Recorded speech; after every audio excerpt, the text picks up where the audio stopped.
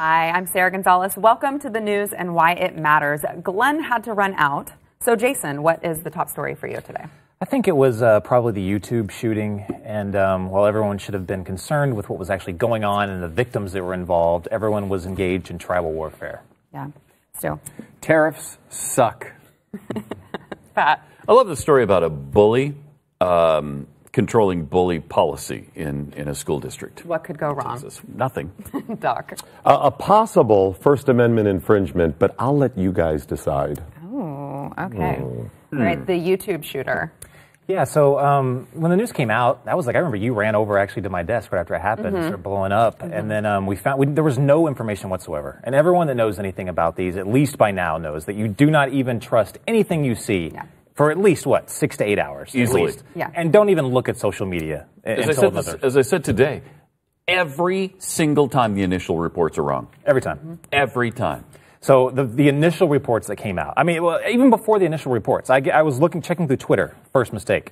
But the very first thing was like, oh, I bet it's a white guy, that far right, all this stuff, surrounding like that. But then all of a sudden, if not, I'll eat my hat. Yeah, I saw that one. Yeah, I'll eat my hat. Then it came out, oh, it's a white woman. And then all of a sudden, the anti-feminists came out. And like, oh, see? Hashtag take your medicine, feminists, and all this stuff. I was like, seriously? And then all of a sudden it was, oh, wait a minute, it's an Iranian woman. And then all of a sudden it was the anti-Muslims. Like, oh, get the Muslims, they're evil. And all wait, she's not a Muslim. It's insane. What happened to the hat eater, though? Did he need salt with it, or? Funny you asked. He protected his tweets shortly after. Scrubbed it off. Oh, how interesting. Yes. What's the point of even being on Twitter if you're going to make a pronouncement like that and not actually eat your hat when Right? you're wrong? You have to eat that. You have to. Right, wouldn't you have tweeted a picture going, Yeah, exactly. At least make a joke out of it, right? The facts of the case were, this was one of the craziest YouTube accounts I've ever seen in my life. Yes. She was a militant vegan.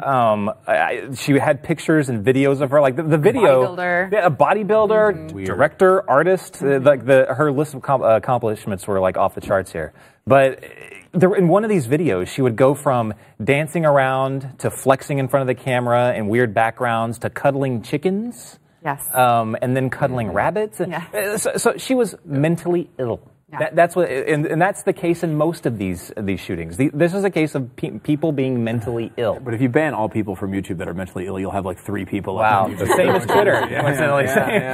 Well, that was my take this morning. Is let's see how everybody runs to their corner on this one when it fits so few categories that they've all been, hammering for so long. And it turns out the only commonality is that she's mentally ill, and that's the issue. And it's sickening. Everyone is waiting to jump on board a side or their tribe. They're just waiting for like, oh my gosh, thank goodness it wasn't a white guy. Thank goodness he's not a conservative, voted for Trump. Thank goodness it's somebody else. You know what I mean? Like everyone's waiting for that. But there were 3 victims of the shooting. 3 victims that we didn't really anything about. Thank goodness the update on that is the guy that was in critical condition. He is now stable and now he's doing a lot better. Good. And the other 2 have been released from the hospital. Yeah. So really good news. And I think we all would come to the agreement that it's really the wrong thing to do, to jump to these conclusions and get on our sides and go for the tribal sort of approach. But it's also just boring. It's like, what do you get out of this? What do these people get out of this every day? All they do is search their memory banks and search the internet to try to find some point that reinforces their previously believed idea. And like it's little parrots. Yeah, I don't really get it. Does that make you feel better? What does that do for you? And it's from a selfish sense here, from an Ayn Rand stance. What does this do for you? And I don't see that it does anything. All it does is get people pissed off and frustrated. The only thing I can see is that it makes people feel alive. They've got whatever boring life or whatever they're down on in life, and they find these little battles on Twitter that get them excited, and they've made this great point that's going to solve this issue. Yeah, okay, that happens. The other guy's doing the same thing, and at the end of the day, they're both back in their corners. No one's changed their mind. No one's learned a thing. It's just really depressing. And no one's addressing mental health. Right, and no one does anything about the actual issue, of course. Yeah, the two issues with all this: secure the schools first and foremost. If you don't want the schools, secure the schools. Number 2, how do we protect all of our rights? Make sure they are not touched at all, and then have the discussion about if somebody is reported to be mentally ill, how do the police investigate that more without infringing those rights? That's the discussion we need to have right now. That's the whole thing. It's a hard one, because this was another one where there was a warning. a relative called in and said, hey, she might be on her way to try to hurt somebody. At YouTube, right? At YouTube. I mean, that's... And so they had a specific warning. They had a credible threat. They found her asleep in her car. But what do you do to a sleeping person in their car? They're not doing anything wrong. Right. I guess you could take it further and say, hey, we've had a report from someone that you might be intending to do harm to people. Is there any truth to that? Maybe that acts as a deterrent. I don't know. But in America, where we're not a police state, I don't know what you do.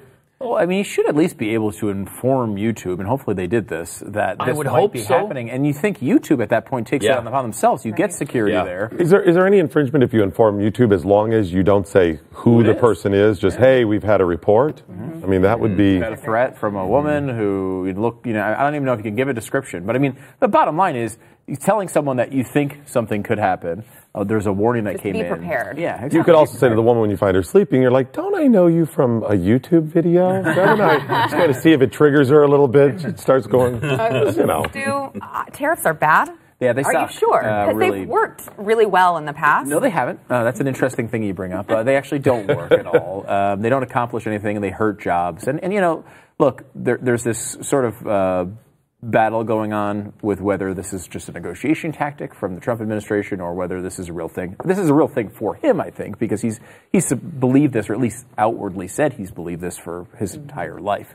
But is this? I mean, he's also got Larry Kudlow next to him, who is not a tariff guy at all. Which is kind of the enigma in all this, because he's just going along with it. I mean, maybe it really is a negotiation. That's what makes me think that. I hope so. I mean, to hear him, he came out today and he's already started this. Like all of a sudden, he sounds like he's a little more pro-tariff than he's ever been in his 35-year television career, which I just can't get over. Whenever you go to the White House, all of a sudden you just start spouting whatever they say. But the Dow was way down today, came back. There's been all sorts of fluctuation. If you want to invest in normal everyday things, all of a sudden it feels like you're investing in Bitcoin, and you've got these high highs and these low lows. We've lost thousands of points since he started talking about this. Everybody knows these policies suck. Everybody knows these policies hurt economies. And it's seemingly the only person who doesn't know it is the person who's at head of the country.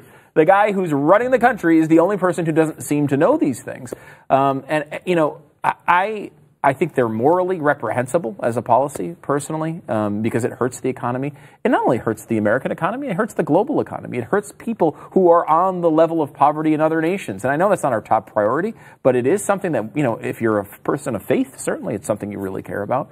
And just to see this happen is just frustrating. But it's also, on the other side of this, a campaign promise fulfilled. Yeah. This man ran on these policies. He said he would do these things. The latest estimate that's come out is these policies, if enacted, would cost over 190,000 jobs. But his policy coming in was not that this is going to be a whirlwind for the economy. It was that we need to take this pain because it's such an important principle to stand on. And it's one he's been consistent on. So, I mean, if you voted for the guy and you're happy about him being in there, you have to take this as part of the package. His economic policies were tariffs, were protectionism, and he's. I mean, if you want to give him any points on this, he's keeping a campaign promise. Well, but you say he's keeping a campaign promise, but another campaign promise was to bring jobs back to America, which this is going to cost us now. You said 190,000 jobs. Yeah. So it's kind of a. Yeah. I mean, I obviously think that it is going to be overall detrimental, as all of these have been. Yeah. I mean, you can go back and you can he'll look at a coal company somewhere or find a steel company somewhere and say that they've hired 500 people and say, look, we've created 500 jobs, we're bringing these jobs back. Right. At what cost to all the other industries that depend on steel? And he keeps saying that these steel tariffs are not implemented. A company today came out and said, we brought the steel in, less than a month's worth of steel, and got a bill for a tariff of $197,000. That they didn't expect. Yeah. So, I mean, what does that do to a company? I mean, we all know that's 4 or 5 salaries for this company. I mean, I really hope cooler heads prevail, and maybe we get a little bit out of this. I'll be happy with it. But you're threatening what I see as an immoral policy to get these ends, and I don't think it's worth it. Yeah. Allow me really quick to be Kellyanne Conway at the table and just say that. Like America's first. You already are the Kellyanne Conway at this table. You do know that. Okay. I would just like to point out that when they start talking about this, some amazing, amazing things have happened in that region. Things that are historic and have never happened before. North Korea, things with China, things like that. I agree with you that tariffs suck, but I also think that I'm typically going on along the line of that a lot of this is just talk and to get a lot of people to freak out and for something to happen beyond closed doors? Really quick. Hundreds of billions of dollars, are at risk here. I mean, so talk is talk. I mean, but I mean, these are real retirement plans that are going down because of these policies. But I agree on your point. Pat, talk to us about bullies. How often is it that a school board meeting is compelling? Has it ever happened? No. It happened in Katy, Texas, where I used to live. I actually lived in Katy for 8 years. You lived in Katy too? Okay, so they're having a school board meeting. They're trying to address bullying. And one of the parents, the place is virtually empty other than the school board and this guy who stands up to talk about bullying. Take a look at this. My name is Greg Barrett. I graduated from KSD in 1983. I started in 1975 with Mr. Lance. My legal name is Greg Gay. I was bullied, unbelievably bullied. I started out and I had teachers that bullied me. I had kids that bullied me. Even the coaches. I had nobody to turn to. One day at lunch, I had my head shoved in the urinal where it busted my lip. I had laid on the ground in a fetal position as the kids kicked me. I got up, I rinsed my face off, I walked out of the lunchroom, walked straight to the principal's office, and he told me, these kids will grow up someday. They won't always be like this. But yet, here I am, covered in urine from laying on the ground underneath the urinal. My lip was busted, and they sent me home. Well, I went home, and I got the .45 out of my father's drawer and put it in my mouth. Because at this point, I had nobody in the school system to help me. Is that the way this is going to be? Lance, you were the one that shoved my head in the urinal. Wow. Lance is Lance Hint, the superintendent of public schools at Katy ISD, a man who makes $375,000, the highest paid superintendent in the state of Texas. It's the 8th largest school district in the state of Texas. And Lance they just sort of mumbled for a minute and then dismissed the meeting. The next day, at their next meeting, here's what he said. While I understand the perception, please know my reaction this past Monday night was one of shock. It wasn't one of disrespect or insensitivity. I was purely shocked. To the hometown that raised me and where I now proudly serve, I regret the negative attention that's been brought to this community in the past week.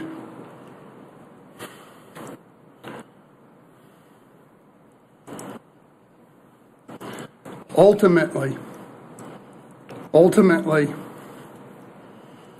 I'll be judged by one person. Yes. And that is God, my Lord and Savior. That's who will judge me. That has nothing to do with anything. It has nothing to do with it. You're hiding behind your Christianity. That's a separate issue, whether or not God forgives you for what. Did you do it? Are you sorry for it? Have you repented? Do you want to say anything to this guy that you brutalized in school? You're the superintendent of a district making all this money, setting policy for bullies, when maybe you're one of the biggest bullies of all. We don't even know if he's changed. I don't know the guy. It actually sounded like a bully tactic by saying that you were the one that brought this negativity on me. And now all of a sudden he's the victim and it's God who will judge me. And then they give him a standing ovation. That was the scariest part to me. Was that they clapped so loudly. And before he gave that speech, whoever it was that was sitting next to him basically made the statement that we support him. They fully support him. We fully support him, and he's going to give a speech now. I mean, it was creepy. Guy took no responsibility. A very subtle apology on his part. Very subtle. Well, he was nuanced, understated. Very, very subtle. The only thing he seemed sorry for was the negative attention it's brought on Katy. And himself. Yeah. All right. I do want to get to Doc's topic, but let's take a break real quick, and then we'll come back with that.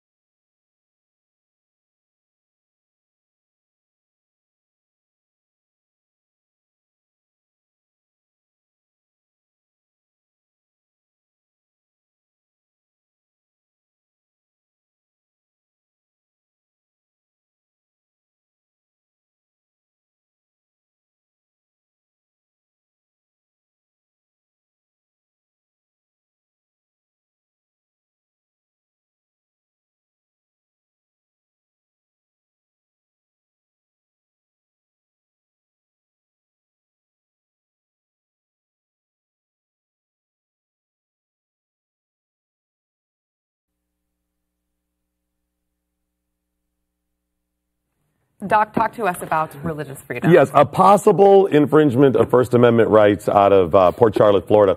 A condo association there forbid some little old ladies from having any religious service in their community room where people get together and play cards and music and all kinds of stuff. And they just said, yeah, you can't do that anymore. And the Christian music you're playing, you can't do that anymore. So what do you say? Is that... it's in a common area? Yeah, yeah. And they elect it. It's in a common area now. I will point out, when I read it, it said that they were banning those meetings and also... No, they wasn't. They kept they kept the other meetings going. The other ones of any nature. Yes, anything else was fine. And they specifically put up a sign that said, no Christian music, and it was underlined, of any kind. Wow. Cannot do that. No, so no Christian rap even? No Christian rap, no Christian metal, none of that stuff. Yeah, which is really frustrating. That's shocking. FirstLiberty.org is the organization. They do pro bono work on behalf of religious freedom, and they're suing. They're saying you can't do this. Wow. And we had them on this morning talking about how when it comes to religious freedom, we don't even really know what our religious freedoms are. Yeah. We just accept, you can't do any of that in school. You can speak your mind. Of course you can. Of course. You could pray, except could that pray. the Supreme Court has said you can't, but you can constitutionally, in my opinion. Well, you even can as long as it's not organized by the school, whatever. But you can pray. You can do what you want. They can't stop you. Right, exactly. And that's one of the things that people think it has to be just scrubbed from school. Yeah. You can't have. And teachers are allowed to express themselves as well. Shocking. So, pretty interesting story. But would you say that's an infringement of First Amendment rights at all? Yes. A little bit? Okay. Yes. A dash of it. Yes, I didn't want to be the sole judge of this. Okay, please tell me I am not reading this correctly, that we are going to talk about eating bugs. Yes, do we have them? They were down here at one point. I don't know. Do we have them? Tell me that we don't have them. So we got some of these here. These are selections. Okay. Glenn actually found these in a candy store. This is we've got salt and vinegar. That's disgusting. Crickets. The crickets are fine. The salt and vinegar. Salt and vinegar is gross. You've got the larvettes. Oh gosh. Mexican spice flavored. There you go. Well, this is the original worm snack. It is. It is. So don't fall for one of those. I would not fall for a cheap imitation worm snack. Actually from Mexico? Are those imported? Do we know? I don't know. Okay. I could look here, I guess. No, Grover Beach, California. Oh, made in the USA. Yes. American Trump will crickets. be fine with these. No tariffs on these. Crickets, bacon, and cheese flavor as well. So tomorrow on the radio program, we are going to get Jeffy to come on for a segment of Will Jeffy Eat It? And see, first of all, we have to get Jeffy on the show at some point. But when we're definitely going to have him on radio tomorrow to see if he will do this. And so That's going to be interesting. And then I wanted to ask the table. I'd like to get your opinion. Rank these. If you had to eat them, in what order would you eat them? Of course, bacon. Anything with You bacon. go bacon first? No, Bacon, that one absolutely sounds like the worst, I think. It's bacon. So let me give you a sell on all these. Bacon and cheese. It's bacon and cheese. I mean, if you're gonna go flavors, you might go that way. Salt and vinegar to me is the most like bright, like crazy flavor that might overwhelm everything else. That's So I think what I was there's a thinking, thought to go so. here. And you don't That would be my first. have the legs on these. Like I feel like you're crunching a bunch of legs when you're going crickets. You're gonna notice the good texture. point. These are just like these are almost like noodles. Yeah. You could convince yourself these are crunchy noodles. And salsa makes everything taste better. Come on. Yeah, okay. There you go. All right. I actually Don't vote- forget those. The original. I vote for the option where I don't eat any of them. Really? Yeah. By the way, $3 a box. Wow. $3. There's like 12 crickets in here. $3 a box. Overpriced. Glenn's It's a making that delicacy. money, able to throw $9 around on worm snacks. So tomorrow, hour 3, Pat's going to be there as well to see Jeffy. Will Jeffy eat it? And I think the answer to that usually is yes. Has he ever not eaten anything? I think there was one thing on think there Pat's was. stew he didn't Yeah. eat. Was Really? it like kale or something healthy? No, it was something. It wasn't Something that gross, bad, though, wasn't it? It wasn't as bad as some of the stuff he did eat. Yeah. He don't usually jam anything in his mouth. Okay, Pat. So Judy Garland's ex-husband, Yes. Sid Luft, is now coming out and saying that the Wizard of Oz Munchkins sexually abused her on set. Yeah. Apparently, the Munchkins were very sexually active. They were very enjoyment active. Apparently, they created quite a problem during this time period. They were drunk every night. They took over the hotel. Police would have to respond every Can single I read night. a quote that she said that Yeah. she gave in a 1967 interview? They were little drunks. They got smashed. They got smashed every night, and the police had to pick them up in butterfly nets. And butterfly nets. This is a Can you believe that? Butterfly nets? I'm not believing the butterfly net part of that. No. I think that's a little Judy Garland insult there, maybe drama. But she also, the claim is in the book that they were sexually abusing her by sticking their hands up her dress. Because they are short. Yeah. We all, it's like a laughable issue. Like, if this were full-grown men, it would not be laughable at all. This is like a really terrible, horrible And they story. are full-grown men. They just grew to a They just shorter, grew to a shorter size. Thank you. Thank you. So, and they were 40 and over, all of them. Yeah. And so, with a 16-year-old girl, that's a real issue. However, none of them are around to defend themselves anymore. There's one guy who's still alive. He's 98, but he's in really bad health, so he can't really defend himself. But, I mean, this interview was given know. in the We 60s. will never know. Why didn't we get any ruling on this I don't back know. then? I don't know. Because did people not care then? I mean, we're in the middle of this Me Too thing, and there seems to be an awakening, but we're awakening to events that happened in 1939, which... Hey, we're catching up. We're almost Yeah. there. So she made it sound like it was standard amongst most of or all the Munchkins. Yeah. So do you get a pass when you're a Munchkin for that? I think you kind of like, do. little guy. That's what I would. I mean, that's what I'm gathering. Would you give him a pass? They probably would do No. this. I don't know. They'd probably do the same. The crew was probably doing the same thing we're doing right now. You know what I Probably. mean? They were like, look what they're doing. I mean, I'm just assuming that's probably how they The react. author of the book actually said, as cute as these guys obviously were, when they're 40-year-old grown men, I don't think they want to be described as cute. That's a little insulting right there. But that's the problem with this discussion, right? Because they're small, you kind of don't take it seriously. And the victimization of tall guys held to a higher standard. This is really that's difficult. wrong too. Okay. All right. We got to double take a break. standard. Stay with us. Like a special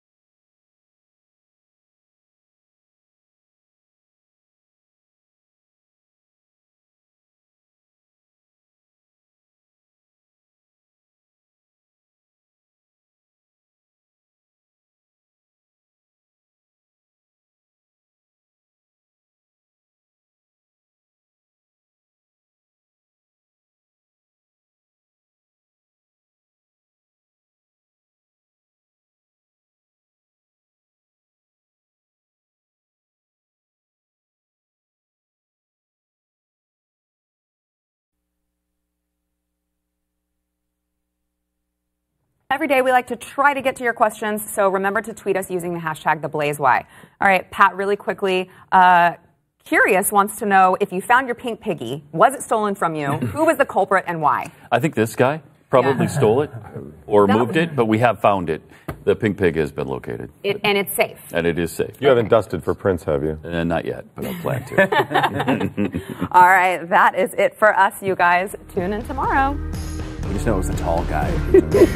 I know. See, I'm automatically a target. That's how And it if works. it was a midget, you wouldn't be able to. So we can all laugh about it. But it's serious when Doc does it. Man, that show goes by. Judy, I'm under 5 feet. Come over here.